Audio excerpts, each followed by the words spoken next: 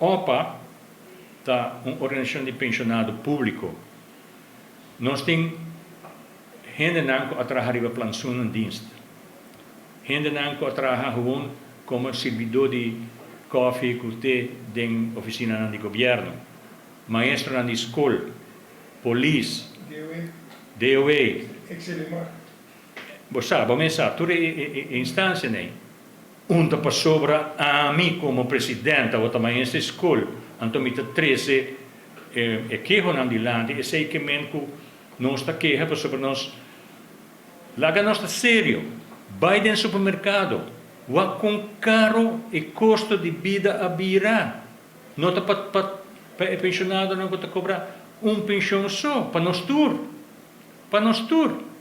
Então de como la mettersi da seguinte forma de luna de anno 2019 il Ombudsman Nacional di Holanda ha fatto un'investigazione ribe Island, Curaçao, Bonaire, Isla Riba.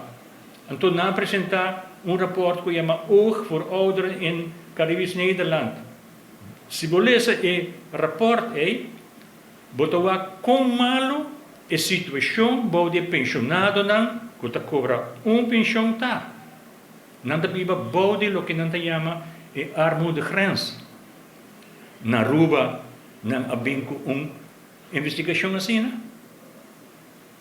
bang bem com investigação na Aruba com bom a situação tá bode 25.000 pensionados não que tem na Aruba.